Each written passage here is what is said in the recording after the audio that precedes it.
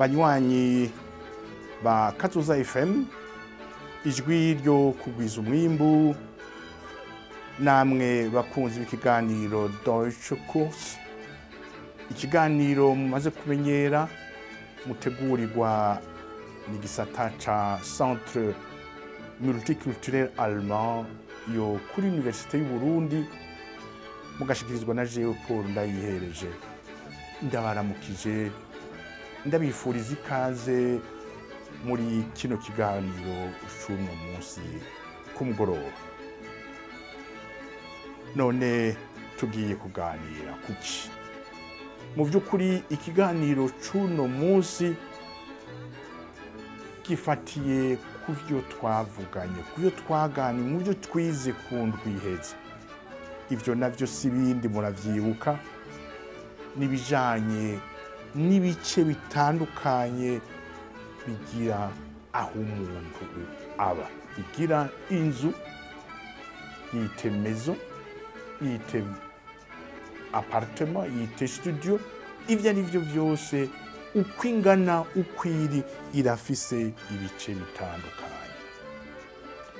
Twarabonye yuko ngaha hari ikintu gishasha, novuga atari gishasha komutera mugabe ikintu cane twagarutse kudushemangira n'ikintu kijanye na ingene ivyo bice vy'inzu vyitwa bitajaniye cane kw'izina mugabo bifatiye cane kuri leur genre grammatical.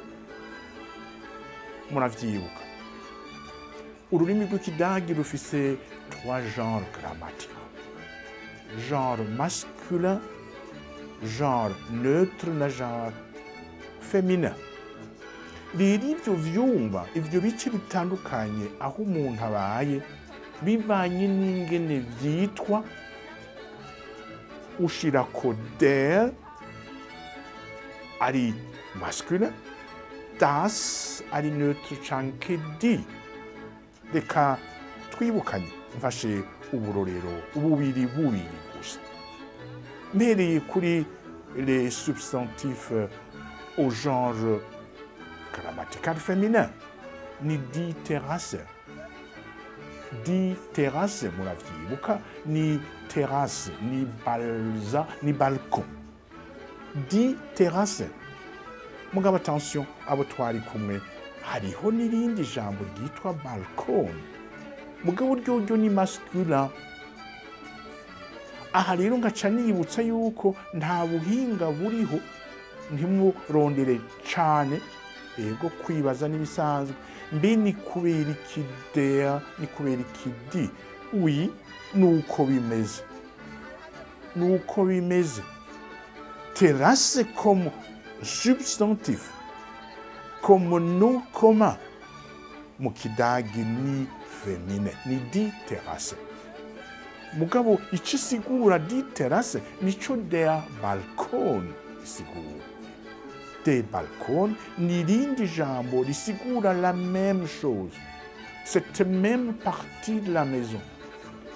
Baraza, des balcons. Mugabo ni der, alors que l'autre non ni di terrasse, iyindi ni des balcons. Aha ndabivuze nshimika cyane gose ntimurondere vyinshi kumbure bizohava bigora ivyo muriko murarondera. Bifatuko menya yuko le mot terrasse ari féminin mu kidagi, donc di terrasse, et que le mot balcon par ailleurs ou en revanche yoyo ni der balcon. Ubundi burorero nari navuze ko ntanga bubiri. Di toilette. Di toilette ni toilette. Der balcon canke der Flur. Der Flur ni corridor. Ni kajya kantu kari hagati y'ivyumba uva mu cumba uja mu kindi. Corridor. Der Flur.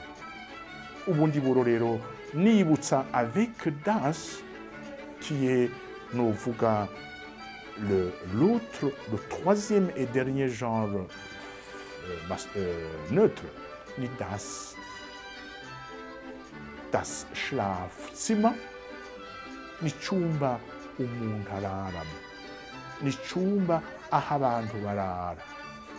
Aha ushobora gufatira kurarayo n'abashitsi, ni Gästezimmer, ni Gäste Schlafzimmer.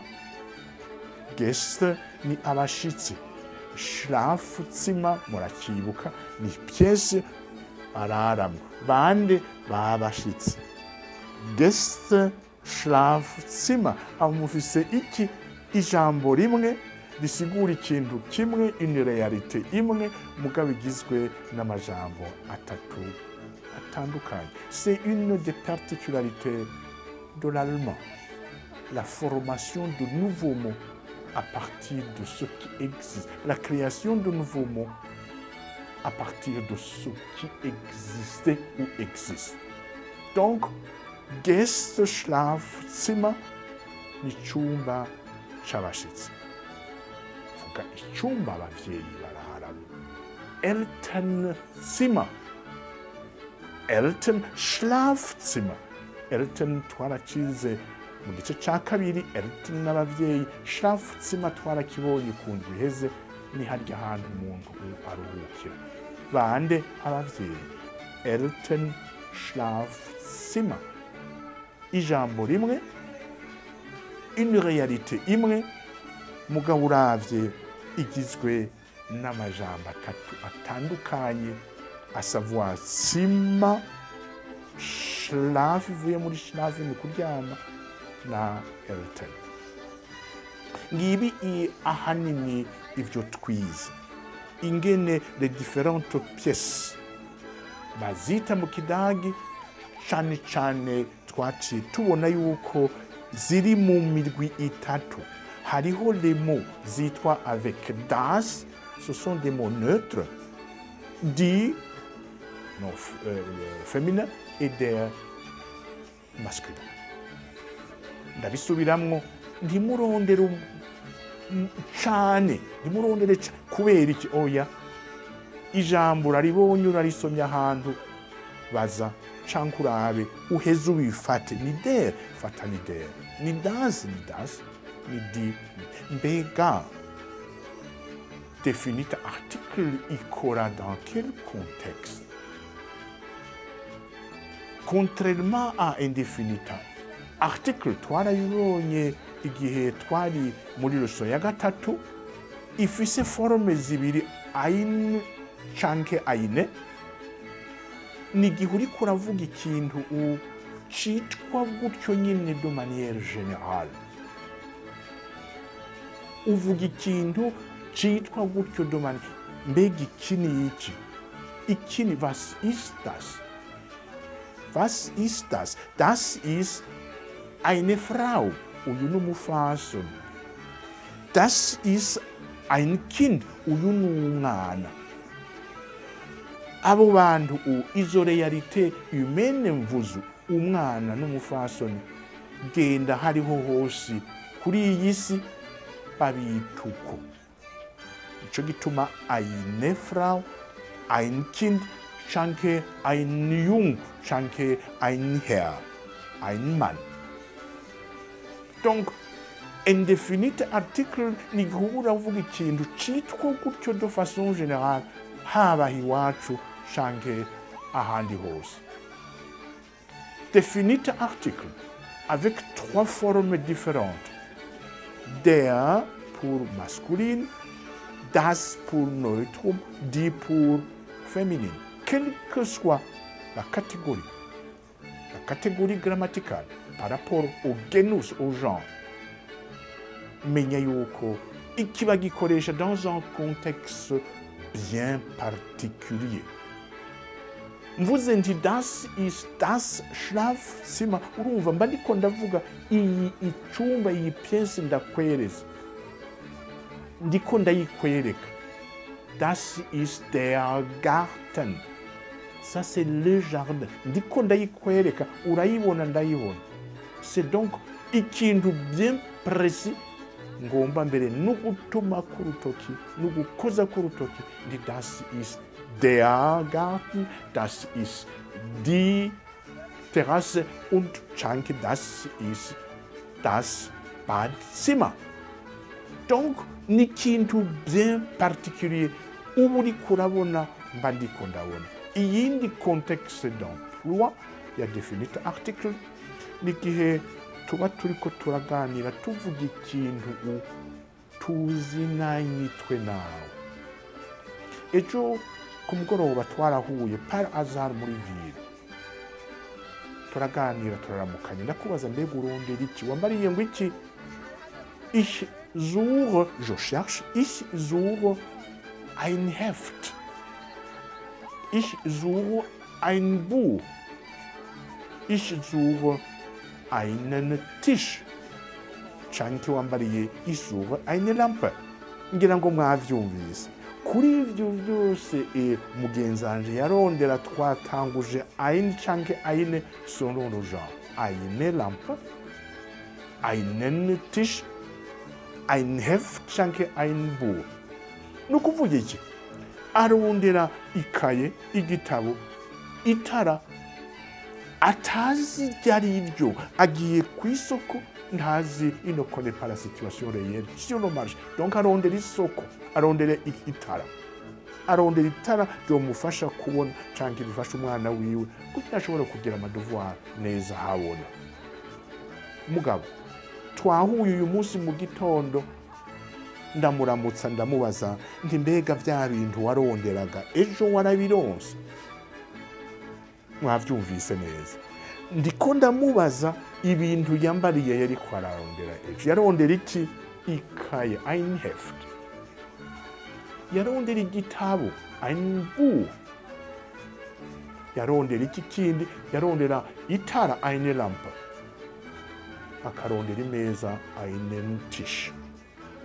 Aha, mwumvise kwejo twakoresheje uwe arondera eine Lampe, einen Tisch, ein Hemd, ein Buch oder ein Heft. Mugabo uyu munsi nije nza kumubaza mbega yakaye, ca gitabo, ya meza, ryatara warondera wararironse?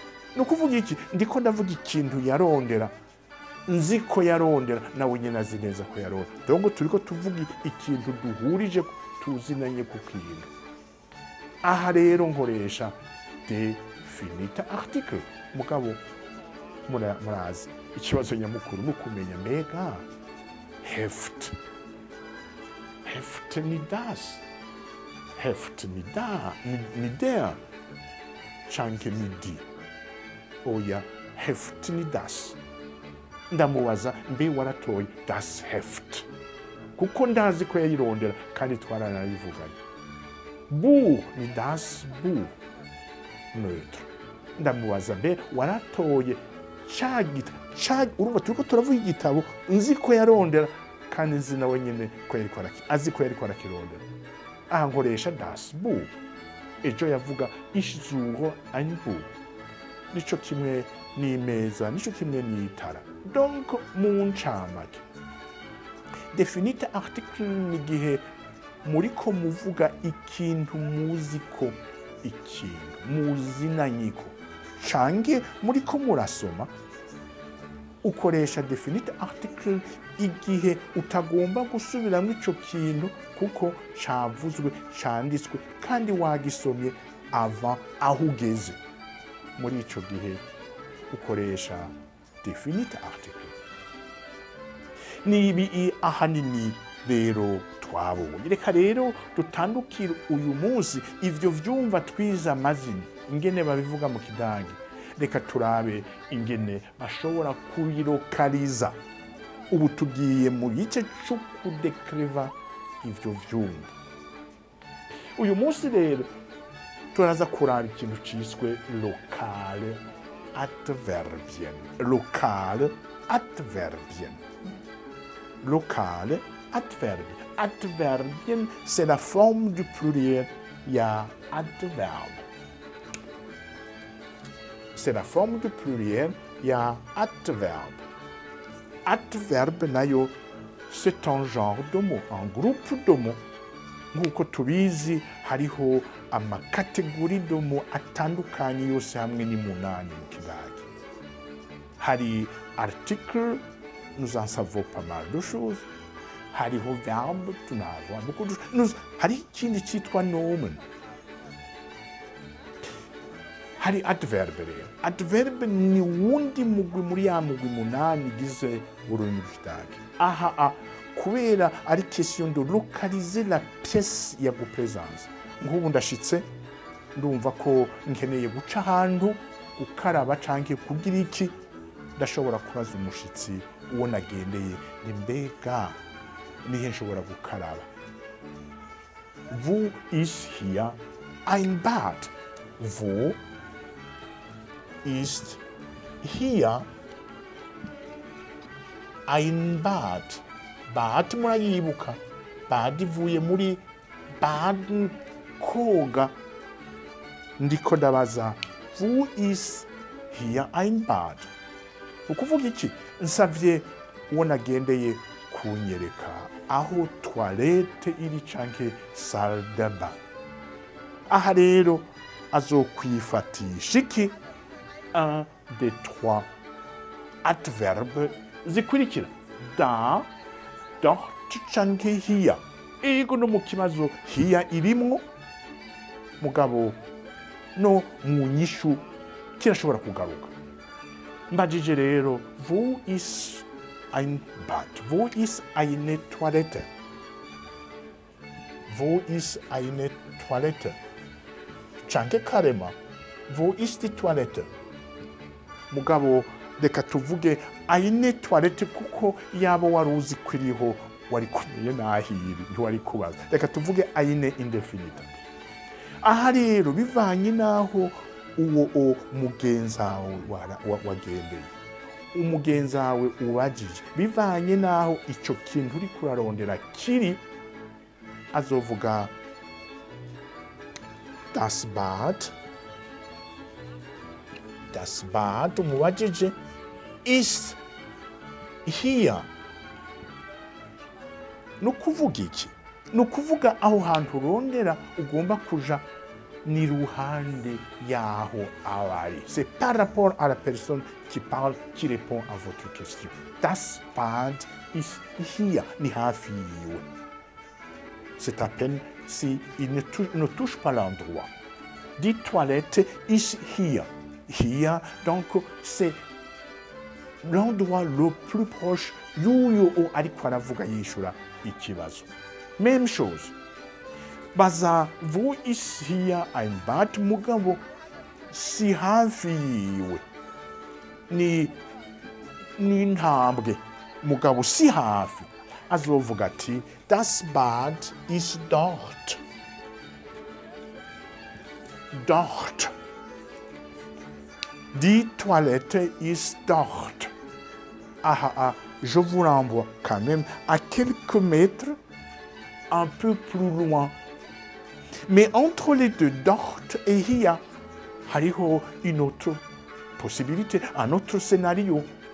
Harashobora kuba atari kure yaho uri cankari, ukoresha iki? Da. Da iri hagati ya hier. Hier ho vraiment c'est plus près. Le plus près. Yuri kwaravuga. Dort c'est un peu plus loin. Et da ni entre les deux. Ni question de localiser la pièce urondera. Wo ist bitte hier ein Bad? Wo ist bitte eine Toilette? Trois manières possibles. Muri hafi yacu. Ico kintu urondera. Das Bad ist hier. Ni hafi. Canke ni kure gatonya. Ist dort. Canke ni hagati na hagati. Die Toilette. Canke das Bad ist da. Ngizi de Adverbien. Adverbien, c'est la forme du pluriel adverbe, donc des adverbes qui indiquent, précisent un endroit où urondera. Bakazita wiki, bazita locale, ngira mwavyumvise, locale, c'est ce qui intéresse, c'est l'endroit, le lieu. toilette irihe, ndondera la Lokalisation y'ico kintu. Wo ist bitte ein Bad? Hier, dort, canke da, iyo ariho. Donc ngaha, nous sommes en train de indiquer vers où va le chemin pour une toilette canke ico kintu umuntu arondera. Icya kabiri nari nifuje ko uyu munsi dushikako ni toujours dans le prolongement de l'idée de décrire ico umuntu aba yabonye. Décrire ico umuntu aba yabonye. Aha, pour décrire les différentes pièces wabonye, tu dois impérativement faire appel à ikintu bita adjective. Urabona uyu munsi twize adverbien zitatu qui indiquent un lieu umuntu arondera. Aha hari aussi adjective ari uwundi murwi muri ya mirwi munani muzi idufasha kugira gute se prononcer ou dire quelque chose sur ce que vous venez de visiter. Kuko nguko nabibabariye, vous n'allez pas échapper à la question: comment vous trouvez ma maison? Comment vous trouvez mon appartement? Comment vous trouvez mon studio? Alors, vous devrez qualifier. Vous devrez qualifier. Pour qualifier, vous faites appel à quoi? À des adjectifs. Bien sûr, sifatiye kuri plusieurs aspects. Ugomba kuvuga yuko ari nziza. Adjectif schön. Schön. Schön. Ni ukuvuga wanyuzwe, ni nziza. Schön. C'est un adjectif. Le contraire ya schön, mugabo ibi ingira ngo nawe ntawo kubaho kwa kubivuga, watumiwe n'umugenzi ahejeje kukwereka habaye, ngira ngo sindabizi ntiwo kubaho kumubwira yuko ibyo wabonye atari byiza. Mugabo reka, pour les besoins de la connaissance d'autres vocabulaires, le contraire ya schön, ni ukuvuga bien positif, ni hässlich, ni kibi. Hässlich. Hässlich. Hässlich. Urashobora kuyandika mbere avec deux S au lieu de SZ. Reka tuyandike gutya, deux S. Hässlich. Hässlich. C'est un adjectif aussi qualificatif qui, en fait, vous permet de dire yuko ico kintu kitari schön. Schön, le contraire ni hässlich. Urashobora kuvuga yuko ego ni nziza mugabo ninto. Ninto, klein. Klein. Klein, c'est petit, c'est étroit. Haraga, klein, ni kagufi, ni gato. Le contraire ya klein ni groß.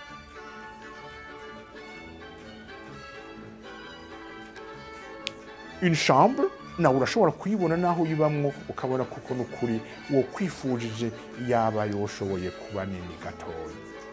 Mugabo, l'adjectif nécessaire ni klein. Klein ni gato. Igitari gito ni groß. Wow, das Badzimmer ist groß. Mais salle de bain ni enorme, ni nini, groß. En termes y'amafaranga naho urashobora kuvuga yuko naratomboye aho ubona. Nahari nto gutyo naratomboye ku by'amafaranga. Irazimbutse. Mon studio, mon appartement, irazimbutse. Billig. Vous êtes en train de parler de l'appartement, de la maison ou du lieu où vous habitez. Billig, c'est en termes y'amafaranga. Ikitazimbutse naho ni toya. Toya. Toya. Billig, moins cher. Toya, cher. Change, ndihabona. Ndihabona, ni dunkel. Dunkel.